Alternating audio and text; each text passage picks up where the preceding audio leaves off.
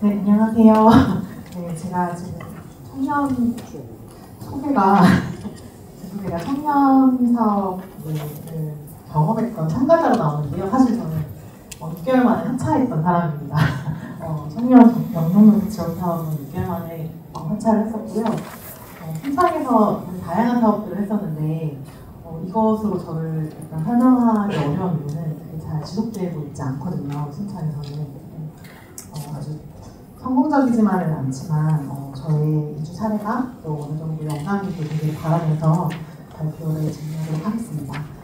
저는 2016년에 일단 순창에 내려갔는데요.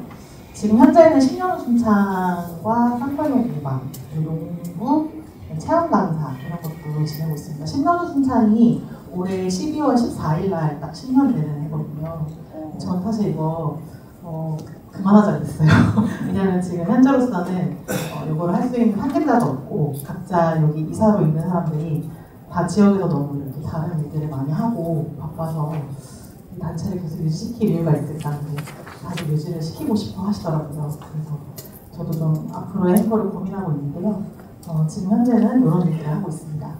제가 봤을 때 시골에서도 이제 사람이 살아가기 위해서 제일 필요한 게 의식주다 이렇게 생각을 했는데 처음에 저는 일단 제일 처음에 순창에 오게 된 거는 농사를 좀 짓고 싶었고 그렇게 살고 싶다라는 생각으로 왔지만 저도 연구나 이렇게 기술이나 자본을 가지고 내려왔던 게 아니었기 때문에 다양한 일들을 하면서 지금은 반농반엑스의 형태로 지내고 있습니다. 그래서 제가 봤을 때 청년들이 지역에 남기 위해서는 의식주가 먼저 필요한데 제가 봤던 이제 입는 옷보다는 어떤 관계적인 사회적 관계라고 봤거든요. 지역 안에서 그런 사회적 관계가 지역 안에 좀 있어야 되고 이게 나를 좀 내가 뭔가 하고 싶다고 했을 때 그것들을 잘 지원해 줄 수 있는 관계가 필요한데 저는 좀 이런 것들에 좀 힘을 많이 쏟고 싶었어요. 돈을 좀 적게 벌더라도 좀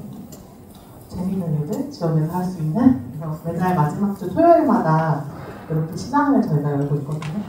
거의 지역에 많은 처음에는 사실 개념기촌인들 위주로 많이 왔었는데 지금은 지역의 다양한 주체들이 참여를 하고 있습니다. 그래서 어떻게 살고 있는지도 확인하고 판매도 하고 이런 일들을 하고 있고요. 저는 여기서 제 옷을 다 마련해서 입고 있고요. 그리고 씨앗 모임이라고 해서 아마 가장 활발하게 저희가 활동하고 있는 것들인데 순창의 씨앗을 남기고 보존하기 위해서 지금도 한 50여 명이 있고요. 공동 체정포를 운영을 하고 있습니다. 그리고 같이 운영하고 있고 지금 또 계속 하고 있습니다. 그리고 저는 또 남는 시간에는 밴드 활동을 하고 있거든요. 열심히 연말에도 공연을 매년 하고 있습니다. 제주도 작년에는 이제 공연 지역에서도 이렇게 저렇게 공연을 하면 공연비가 나오는데 그걸로 제주도 한 달살이를 갔다 왔었습니다. 이런 활동들을 하고 있고 그 다음에 이제 제가 먹고 사는 것들이 되게 중요하기 때문에 먹거리 문제가 되게 중요한데 저는 지금 회사 외에는 보통 체험을 위주로 많이 하고 있습니다. 지역에서 아이들만 하는 체험들, 논을 같이 관찰하고 이런 것들 도시학교에서도 하고 또 순창에서도 하고 있고요. 공예 체험이나 또 친환경 먹거리 체험 같은 것들도 아이들과 함께 진행을 하고 있습니다. 그리고 제가 순창에 내려와서부터 꾸준히 하고 있는 게 대나무를 가지고 하는 초경공이거든요. 조명이나 갈대 이런 것들을 가지고 또 무언가 만들기도 하고 또 체험을 하기도 합니다. 이거는 제가 봤을 때는 시골이라서 도시가 아닌 시골이기 때문에 바로 주변에서 이렇게 채취하고 잘 보관해 놨다가 연중에 계속 만들 수 있기 때문에 방점이 있는 분야라고 생각을 하고요. 이 대나무 같은 경우는 저는 손재주가 없어서 체험 위주로 하고 있는데 제 나이 또래 작가로 지금 활동하고 있는 친구들도 있거든요. 그런 활동들을 지역에서 진행하고 있고요. 그 다음에 청년창업농을 제가 2019년에 받았습니다. 그 전에까지 계속 일을 하다가 일을 하면서 농사를 계속 지었거든요. 근데 전업농이 돼보고 싶다라는 생각으로 받았다가 6개월 정도 받고 그리고 이제 영농조합법인에 이제 일을 하게 되면서 저는 이제 지원금 300만 원을 다시 뱉어내는 경험이 있었어요. 그래서 이 경험이 저에게 너무 화가 나기도 하고 무기력하기도 하고 사실 주변에서도 청년들이 저에게 이 사업을 물어보면 저는 이제 저의 상황을 얘기하면서 너가 정말 안정적인 미래가 펼칠 수 있지 않다면 한 번 더 생각해보길 바란다라고 말을 해주거든요. 왜냐하면 저도 사실은 앞이 굉장히 불확실한 상태에서 다양한 형태로 지역에 적응하기 위해서 모습을 계속 바꿔가면서 지내왔는데 이게 사실은 뭔가 3년을 받고 나면 3년간 무조건 전업적인 연봉에 종사해야 된다. 이것이 저에게 있어서는 좀 담보할 수 없는 미래였습니다. 지금도 사실 농사를 짓고 있고 이 당시에도 농사를 짓고 있었지만 그런 것들이 지켜지기가 너무 어렵고 너무 큰 제약으로 다가왔던 것 같아요. 그래서 정말 아쉬웠던 부분이고 제가 며칠 전에도 이거를 상담을 해줬었는데 저의 사례를 얘기하니까 그 친구도 좀 생각을 다시 해본다고 하더라고요. 저는 농사는 계속 짓고 있습니다. 지금 농사를 또 짓고 있고요. 근데 모든 수입을 의존하지는 않는 것 같아요. 그게 저에게 있어서는 계속 순산에 남아서 농사를 짓기 위한 접근이고 앞서 쭉 설명하셨다시피 오히려 지역에서도 당연한 상식적이고 일반적인 접근이기 때문이죠. 그래서 아까 얘기한 것처럼 현실적인 어려움, 그다음에 또 크게는 돈 버는 거 외에도 제가 되게 하고 싶은 게 지역에서 많다는 것들을 깨달아서 처음에는 좀 전업농을 위한 노력들을 많이 했었는데 지금은 좀 내려놓은 상태입니다.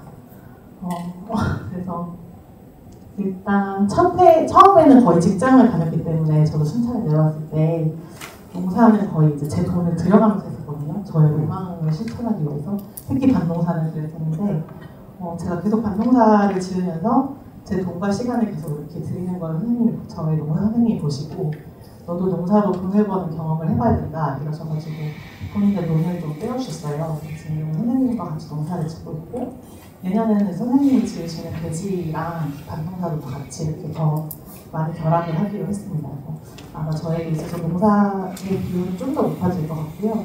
현재는 이제 좀 예전에는 굉장히 많은 일을 했다면 지금은 좀 일을 줄이고 농사에 집중을 하고 있는 저의 인생의 시기를 지내고 있는 것 같습니다. 한때 엄청 일을 많이 했을 때는 이런 것도 했어요. 언니들이 야 이럴 거면 도시에서 살지 왜 시골에서 이 고생을 하냐 이렇게 얘기했었는데 이때는 돈이 많이 필요했던 시기였습니다. 제 개인적으로. 그래서 이런 일들을 했었고요. 그리고 지금은 조금 이제 마음의 여유가 생기고 경제적 여유가 생겨서 이런 일들만 하면서 농사를 주로 많이 짓고 있습니다. 그래서 이제 가장 중요한 게 집을 구하는 건데요. 저는 내려와서 한 6번 정도 이사를 한 것 같아요. 지금까지 9년 살았는데 6번 이사를 했습니다. 지금 이 집이 참 너무 이것만으로도 사실 한참 얘기를 하고 싶은데 청년들이 이렇게 좀 제가 청년 사업들을 되게 여러 가지 했었거든요. 청년 사업을 청년들이 가장 마음에 들어하는 게 주거였어요. 그러니까 자기 개인의 공간이 있으면서도 너무 고립되지 않고 이제 같이 있을 수 있는 좀 그런 공동 주거 형태들이 굉장히 마음에 들어있었는데 집을 구하는 게 정말 너무 어렵습니다. 특히 빈집 고치기 이런 사업들이 워낙 많아지다 보니까 빈집을 내놓으시는 분들이 제가 봤을 때 좀 양심이 없다고 생각을 해야 될 정도로 집안에서 고치지도 않는 집의 상태를 월세를 받고 약간 그들이 원하시는 그런 사례들이 좀 있어요. 그 사례가 왜 생겼을까 생각을 해보면 이런 지원 사업들이 있는 것을 알기 때문에 이들이 이제 계속 내놓게 되는 거죠. 그래서 이게 정말 원발의 오줌누기다. 옛날에 이런 사업이 없었을 때는 빈집에 불이라도 떼주는 게 어디냐 해가지고 그냥 들어가 살고 대충 고쳐 살고 하는 사업들이 많았는데 이게 빈집 사업들이 많아질수록 더 이렇게 뭔가 다음에 오는 사람들의 주거 형태가 더 안 좋아지는 좀 그런 것들을 9년간 지내면서 많이 느꼈거든요. 그게 참 문제라는 생각이 들고 그리고 사실 그 집을 고칠 때 예산을 굉장히 많이 주는데 그게 사실 그 청년한테 가는 것도 아니고 그 지역에 살고 있지 않은 부재지수한테 그 혜택이 가는 거거든요. 오히려 지역 사람들은 왜 우리 집도 되게 지저분하고 더러운데 새로 들어오는 기농민들 집만 이렇게 고쳐주냐. 근데 약간 이게 지역 갈등에도 단추가 있거든요. 이런 부분에 있어서도 저는 좀 아쉬운 점이 많았습니다. 그래서 결과적으로 저는 지금 공공주택에 살고 있어요. 좀 슬픈데 시골집을 전전하다가 지금 청년주택에 살고 있거든요. 그래서 처음에 청년주택 되게 좀 부정적이었는데 살아보니까 좀 편합니다. 편하고 순창에 지금 3군데 지어졌어요. 청년주택이.